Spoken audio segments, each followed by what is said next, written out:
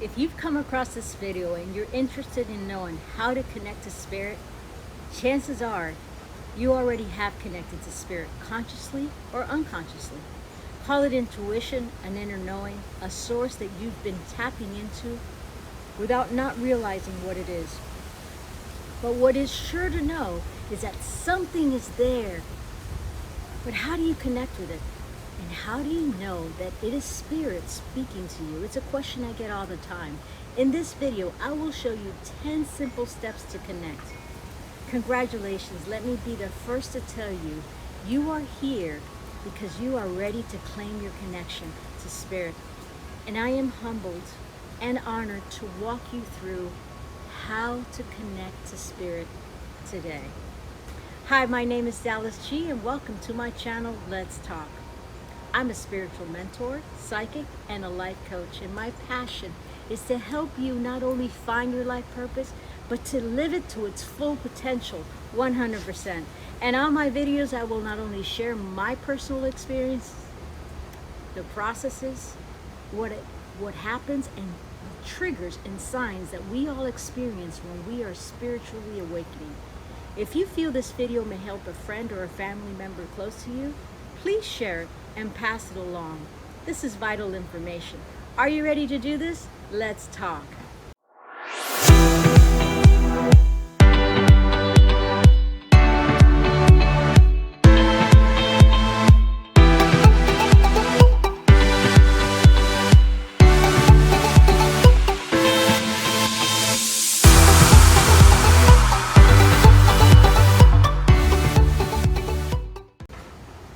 Welcome back.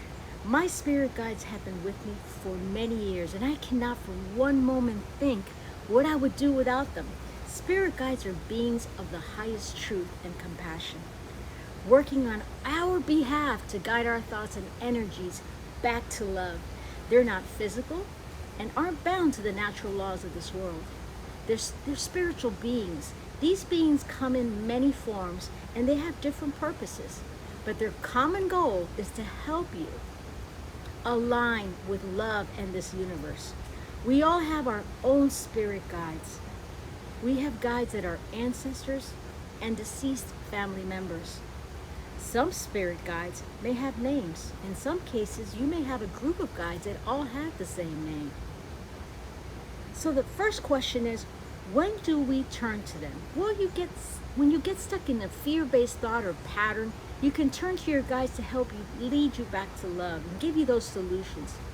And when you want to receive their guidance, all you have to do is be willing to surrender your fear and see with spiritual sight. Know this, your guides are loving and wise, and they're here to support you. And connecting with them is a comforting and joyful experience.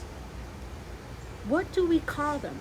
Some people like to refer to them as the universe, God, spirit, inner guidance, love, or any other term.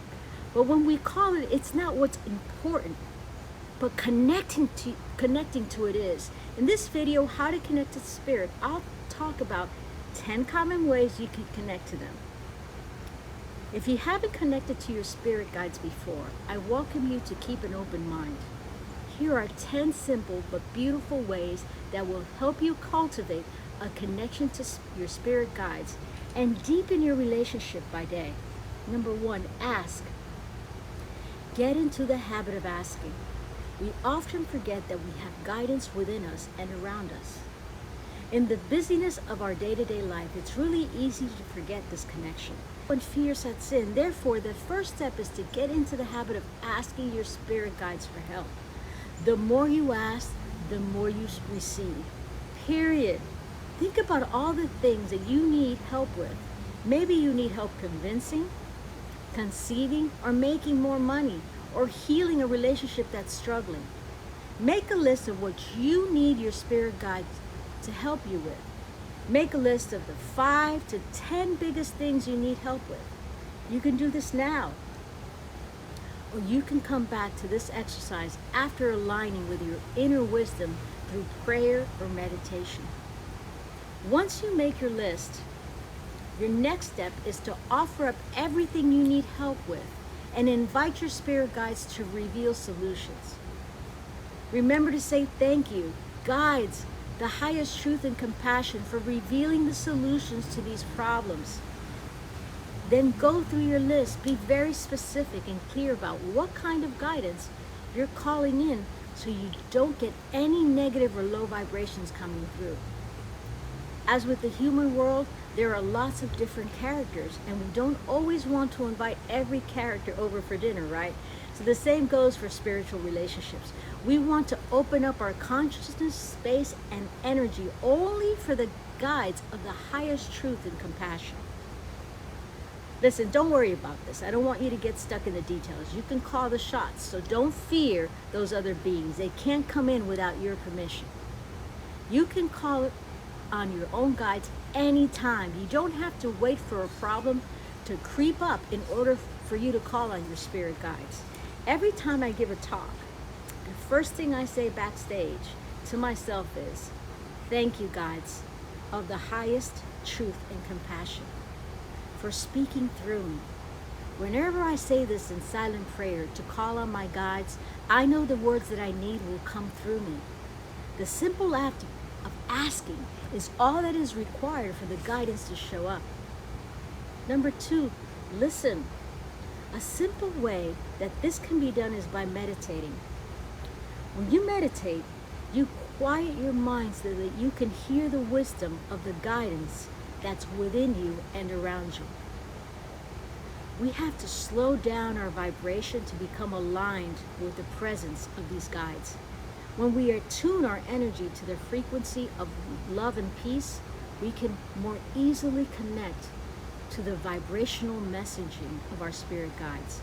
Align your energy through prayer and meditation. You can say a prayer such as this: thank you, guides of the highest truth and compassion. Thank you for showing me what I need to know.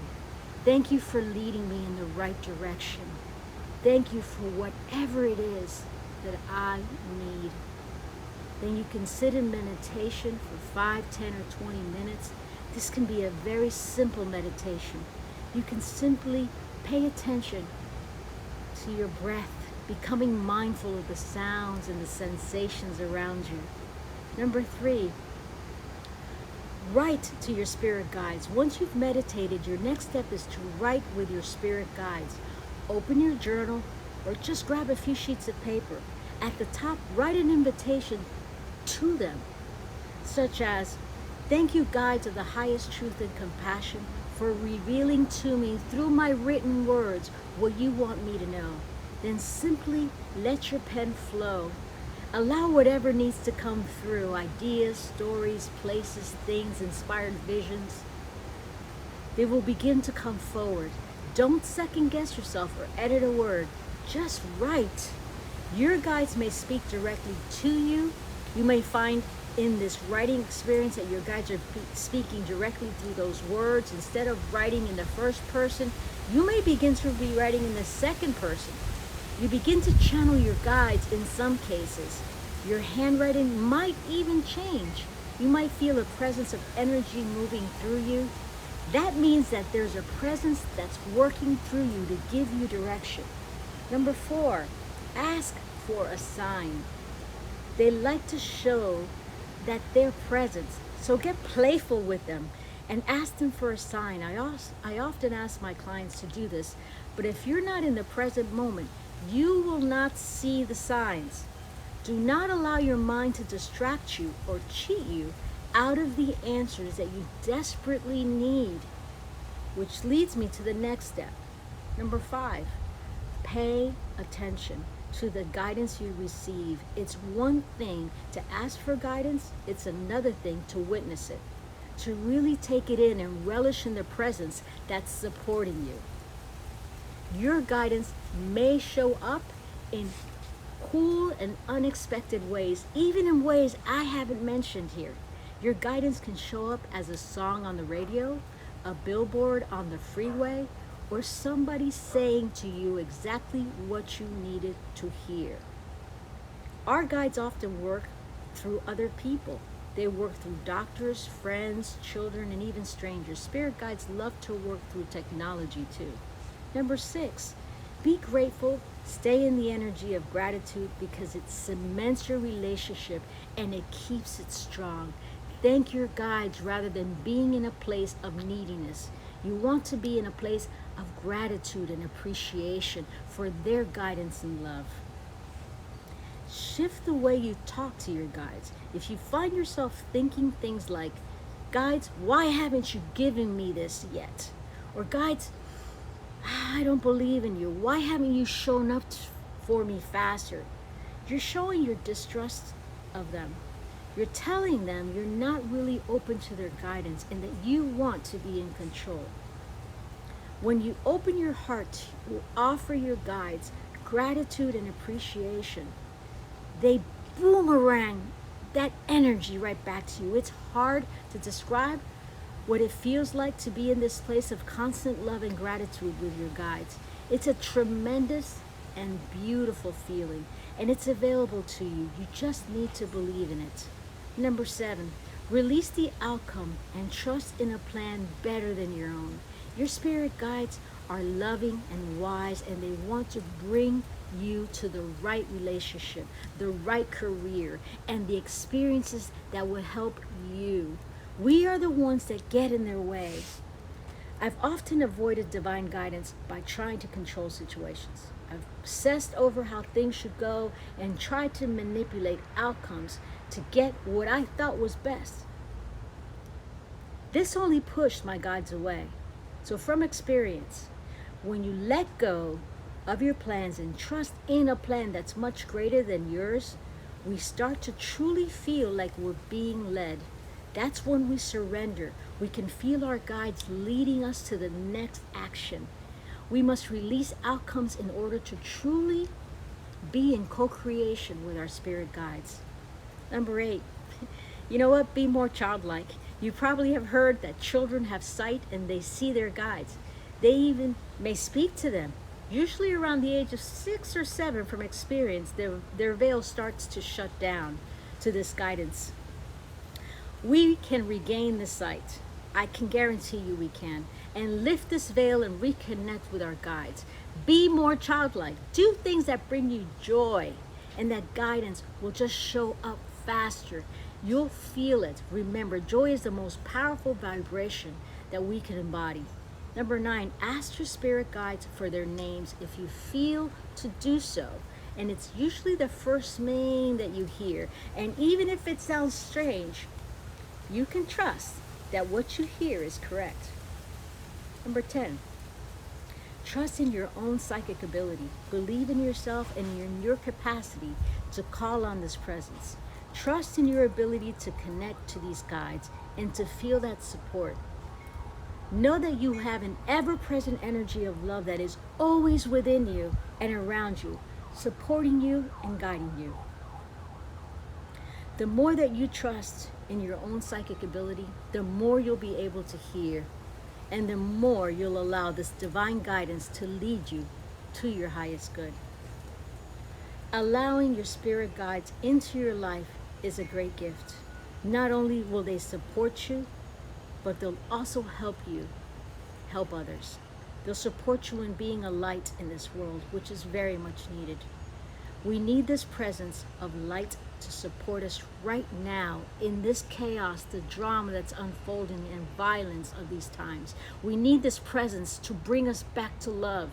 That's all for today. Let me know if you like this video. Subscribe and share. You know that this is who I am. I love to do what I am. This is my life purpose. I connect to my spirit guides daily. If in any doubt and you have shared this experience with me as a client, a friend, or a spiritual soul, sister or brother, you know that what I am saying is truth. That a spiritual connection is unlike any connection.